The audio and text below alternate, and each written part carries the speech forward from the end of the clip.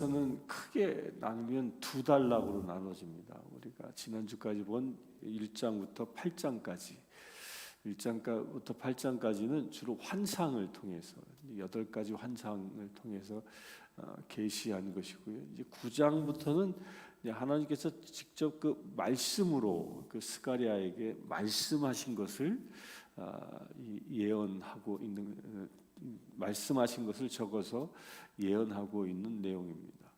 그리고 9장 1절부터 8절까지 보면 이제 갑자기 그 이스라엘의 북쪽에서부터 이 이스라엘 주변의 그 가자 지역까지 그 지역의 이 나라들을 그 거론하는데, 이 나라들은 다 그때 당시에 조그만한 군소 국가들입니다. 군소 국가들인데 그 국가들을 이제 하나님이 어떻게 심판하실 것이다라고 그 예언하고 있는데요. 이 내용은 그 어디에서 이 내용은 하나님의 무엇에 대한 응답이냐면 이스라엘 백성들의 질문에 대한 응답이에요. 그러니까 우리 그 8장에서도 본 것처럼 때가 되면 금식하며 기도했잖아요. 이스라엘 사람들이 그렇게 기도하는데 그때 당시 사람들이 무슨 기도를 했냐면 이런 기도를 했다고 그래요. 왜 우리만 이런 고초를 당하냐?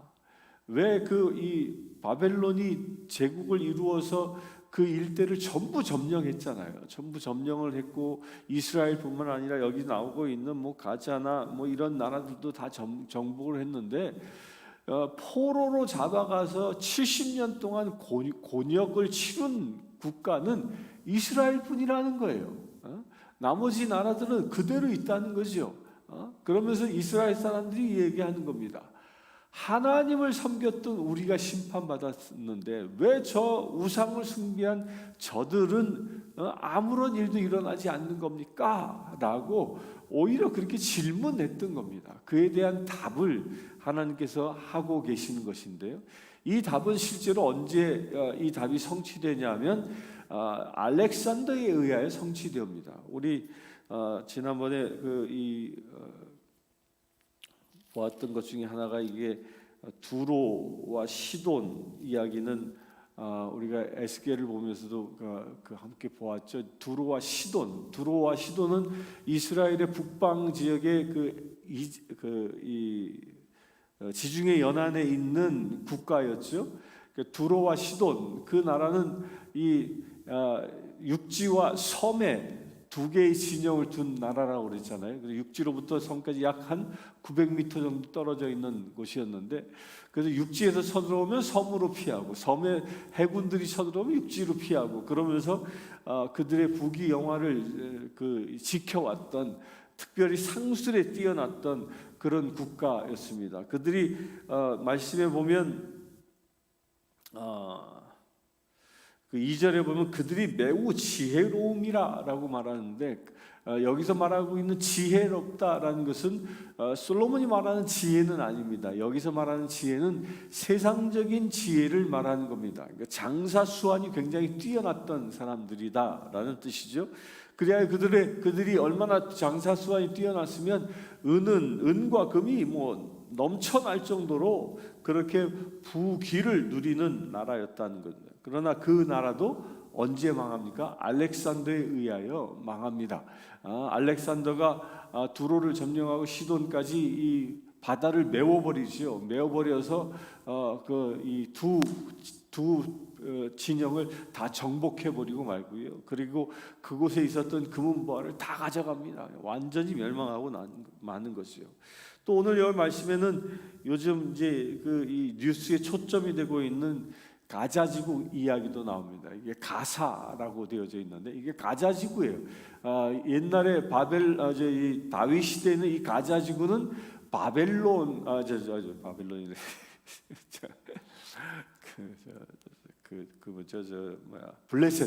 블레셋 진영입니다.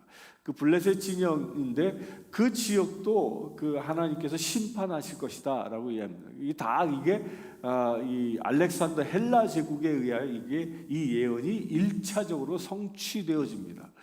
그런데요, 여기서 우리가 놓치지 말아야 할 것이 하나 있는데 이 구절에 보면 이 스가랴서 중에서 가장 유명한 구절이 이 9장 9절입니다. 9장 9절. 이게 뭐죠?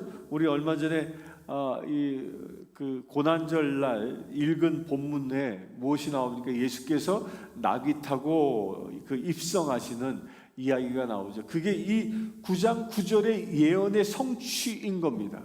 이 예언은 예수님께서 예루살렘을 입성하기 전 약 한 500년 전에 그 예언되어진 말씀이죠. 어린 나귀를 타고 새끼 나귀를 타고 예루살렘에 입성하시는 그 메시아상을 예언하고 있는데 그 예언이 되어져 있습니다. 이 이야기는요, 이 9장 1절부터 8절까지는 주님이 오실 때에 일어날 일에 대한 예언입니다. 주님이 오실 때에 여기서 특별히 이 주님이 오신다라는 이 말은요, 마지막 때 이 9장에는 초림 예수에 대한 예언임과 동시에 재림 예수에 대한 예언도 여기에 속해 있는 겁니다. 그래서 재림 예수가 오실 때에는 어떤 일이 일어나느냐? 1절부터 8절까지 이스라엘 주변의 모든 나라가 이 초토화되어지고 그곳이 다시 회복되어지는 것을 예언하고 있는 겁니다.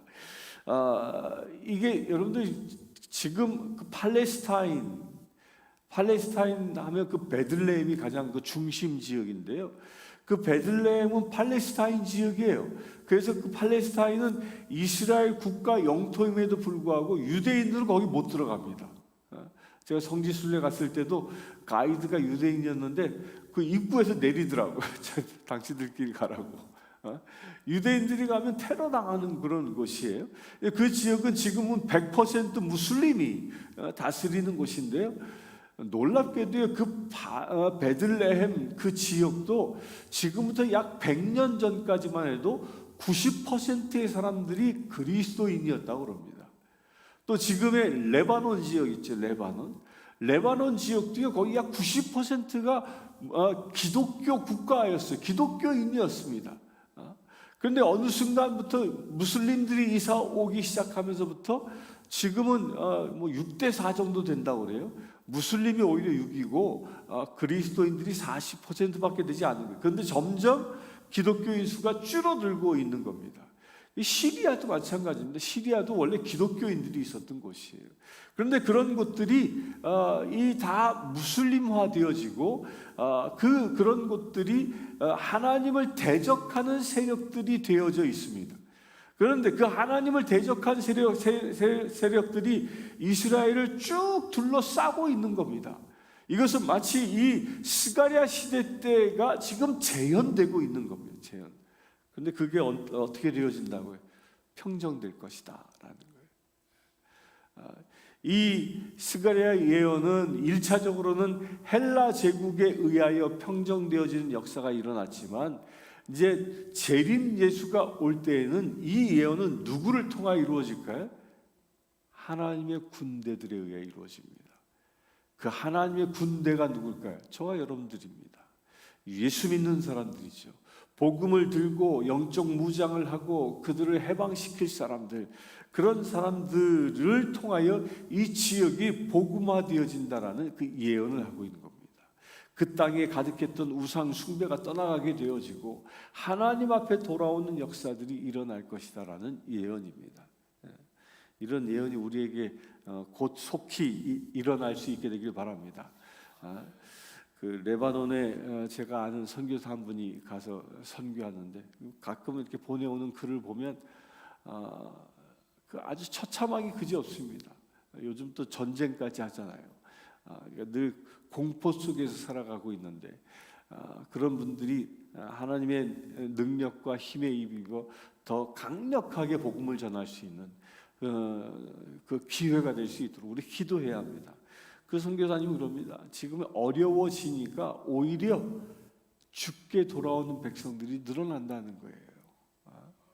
전쟁이 일어나고 경제적으로 어려워지니까 그 많던 무슬림들이, 특별히 젊은이들이 아니 우리가 섬기는 알라가 도대체 살아있는 거야? 라는 질문을 하게 되어지고 그 질문을 가지고 선교사를 찾아오게 되고 선교사를 통해 예수를 영접하게 되어진 역사들이 지금 막 일어나고 있다는 겁니다. 위기가 기회인 거죠. 주님의 날이 곧 다가옴을 우리가 볼 수 있는 것입니다. 그러면서 이제 9절 이하는 주님이 이제 임재하시는 그때를 얘기하는데, 이 10절에 보면 병거와 예루살렘의 말을 끊겠다, 또 활도 끊어버리겠다라고 얘기하면서 바다에서 바다까지 이르고 유프라데 강에서 땅 끝까지 이르리라. 이게 뭐예요? 하나님의 화평의 시대가 임한다라는 겁니다. 이거는 예수 그리스도께서 초림하셨을 때에는 기독교인들이 생겨나면서 세상 땅 끝까지 하나님의 나라를 전파하는 일로 이루어지고 있습니다. 그러나 이제 마지막 재림 예수가 임할 때는 온 천하가 바다에서 바다까지 하나님의 나라가 된다라는 것에 대한 예언인 것입니다. 그리고 12절에 갇혀 있으나 소망을 품은 자들아 너희는 요새로 돌아올지어다. 내가 오늘도 이르노니 내가 내게 갑절이나 갚을 것이다. 지금은 이스라엘이 갇혀 있습니다. 그러나 갇혀 있으나 무엇을 품고 살아요? 소망을 품고 사는 겁니다. 주님이 오실 것이라는 이 소망을 품고 사는 자, 그 소망을 품고 사는 자에게는 누가 갚음을 주신다고요? 하나님이 갚음을 주신다는 거예요. 우리가 세상을 살면서 잃어버리지 말아야 할 것이 바로 이 소망, 희망입니다. 하나님께서 우리와 함께 하신다는 이 소망, 이 희망을 잃지 않을 때 주님은 우리와 함께 하시는 것이죠. 그래서 14절에 주 여호와께서 나팔을 불게 하며 남방 회오리 바람을 타고 가실 것이라. 만군의 여호와께서 그들을 호위하시리니 그 원수를 삼키며 물맷돌을 밟을 것이며 그들이 피를 마시고 즐거이 부르기를 수시한 것 같이 할 것인즉 피가 가득한 동이와도 같고 피 묻은 제단 모퉁이와도 같을 것이라. 누가 호위하신다고요? 주의 백성들을 하나님께서 호위하신다. 하나님께서 눈동자처럼 우리를 지켜주신다. 근데 그때가 언제라고요? 주 여호와께서 나팔을 불게 하는 그때. 나팔 불 때 예수님의 재림을 연구하는 그 학자들이 이구동성으로 동일하게 예언한 건 언제일지는 모르지만, 특별히 연도는 모르는 거예요.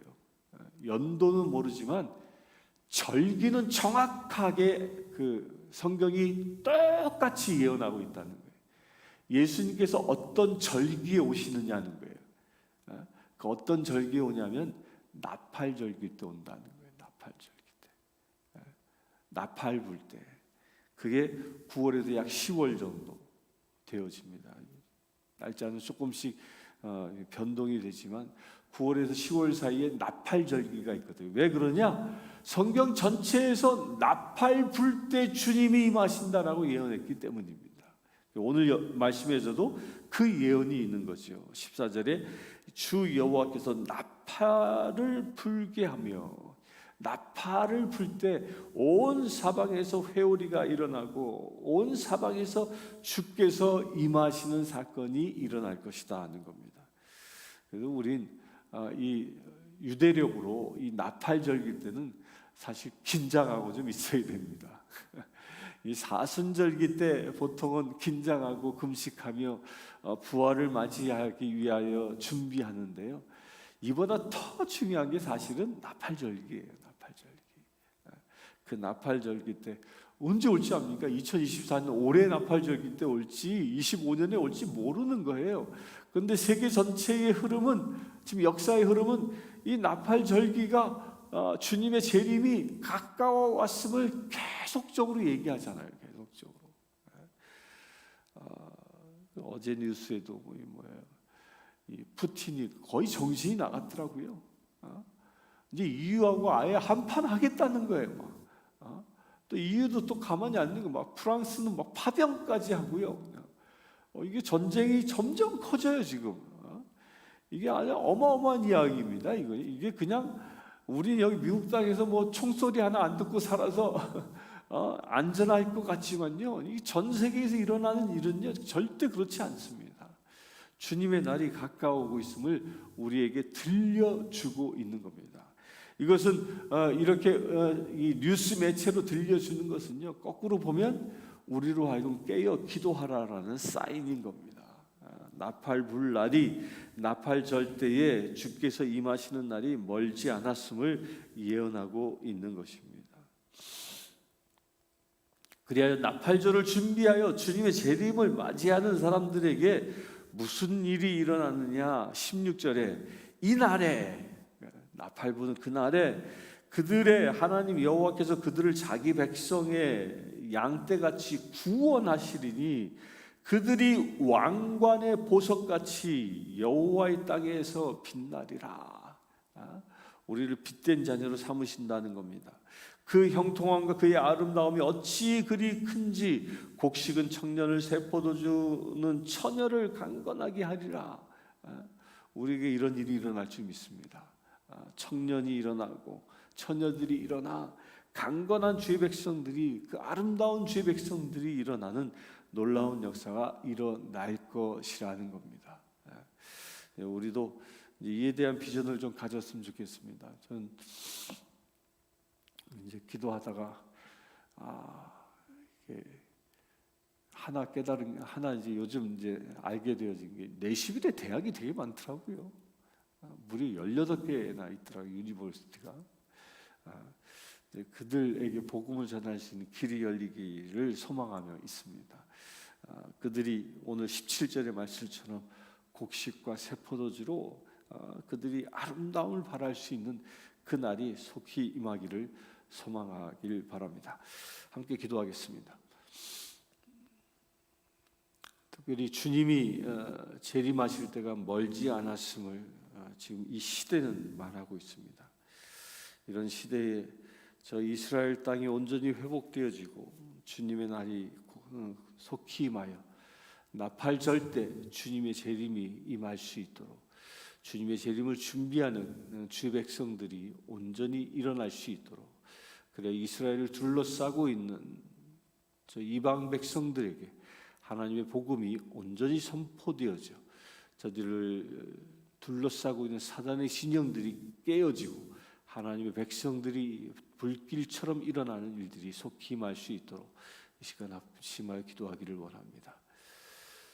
아버지 하나님, 오직 주님만 구합니다. 주님, 주님의 은혜 가운데 머물기를 원합니다. 주님, 특별히 주께서는 이스라엘을 세우시고 이스라엘 땅 가운데 하나님의 놀라운 백성들을 주님께서 세우시니 감사합니다. 아버지 하나님, 이 시간 간구합니다. 저 이스라엘 땅이 온전히 회복되어지기를 원합니다. 지금은 이스라엘을 둘러싸고 있는 이방 백성들이 이스라엘과 원수되어 전쟁하고 있사오나 주님, 주님의 군대가 일어나게 하여 주시옵소서. 그래 이스라엘 둘러싸고 있는 이방 백성들이 회심하여 주의 백성들로 돌아오는 놀라운 역사가 일어날 수 있도록 아버지 축복하여 주시옵소서. 그래 아버지 하나님, 새 하늘 새 땅을 준비하는 놀라운 역사가 일어나기를 원합니다. 이스라엘이 온전히 회복되어져 하나님의 성전이 재건되어지고 그곳 가운데에 주님이 임하시는 놀라운 광경을 우리가 목격하기를 원합니다. 나팔 소리와 더불어 재림하시는 주님을 목격하는 놀라운 역사가 일어나기를 원합니다. 주여 역사하여 주시옵소서. 이스라엘 주변을 둘러싸고 있는 모든 사단 마귀의 권세들이 떠나가게 하시고 오직 하나님의 크신 은혜 가운데에 이스라엘 땅 가운데 새 빛이 비추어지는 놀라운 역사가 이루어지게 하여 주시옵소서. 그래 아버지 하나님, 참으로 주의 나라가 속히 임하기를 원합니다. 바다에서 바다까지, 유브라데에서부터 땅끝까지 하나님의 나라가 된다 말씀하셨사오니 그와 같은 역사가 속히 일어나기를 원합니다. 주님, 주의 나라가 완성되어지기를 원합니다. 그것을 위하여 간구합니다. 새하늘과 새 땅이 이루어지는 놀라운 역사를 위하여 아버지 하나님, 이 시간 간구하건대 이 땅 가운데 청년들이 들불처럼 일어나게 하여 주시옵소서. 청년들이 주의 백성들로 일어나게 하여 주시옵소서. 청년들이 주의 군사로 일어나게 하여 주시옵소서. 온전히 그리하여 주의 나라를 일구어 갈 수 있는 거룩한 믿음의 군대들이 세워질 수 있도록 아버지 축복하여 주시길 원합니다. 아버지 하나님, 그 일을 위해 간구합니다. 이 내시빌 땅이 주의 군대가 준비되어지는 거룩한 땅 되어지기를 원하오니 주여 역사하여 주시옵소서. 이 땅에 살아가고 있는 젊은이들을 무장시킬 수 있도록 교회들이 깨어나게 하시고, 교회들 가운데 주님께서 이 젊은이들을 불러 모아주셔서 참으로 주님의 말씀으로 무장하고 훈련되어질 수 있도록 아버지 축복하여 주시길 원합니다. 그래서 저들이 하나님의 새 군대로 일어날 수 있도록 아버지 역사하여 주시옵소서. 그 발 가까이 마른 뼈들이 생기가 불어와 일어나 주의 군대로 세워주신 것처럼 이 땅에 죽어가고 있는 저 젊은이들이 주의 생기와 더불어 그들이 다시 일어날 수 있는 놀라운 역사가 일어날 수 있도록 아버지 축복하여 주시옵소서. 그래 아버지 하나님, 내시빌의 젊은이들이 하나님의 군대로, 마지막 때 하나님의 군대로 쓰임받을 수 있도록 아버지 축복하여 주시옵소서. 그래 아버지 하나님, 그날을 준비하는 거룩한 도시가 되어지기를 원합니다. 이 땅의 백성들이 그날을 준비하는 주님의 군대로 일어섬으로 인하여 주님의 눈에 든 거룩한 민족 백성들 되어질 수 있도록 아버지 축복하여 주시옵소서. 우리 주 예수 그리스도의 이름으로 기도드리옵나이다. 각자가 받은 기도 제목들은 축도와 더불어 해주시기 바랍니다. 지금 우리 주 예수 그리스도의 은혜와 하나님의 크신 사랑과 성령 충만함이 늘 주님의 백성으로, 주님의 자녀로 늘 주님과 동행하며 살기를 원하는 주의 사랑하는 모든 지체들이 지금부터 영원토록 함께 하시길지어다.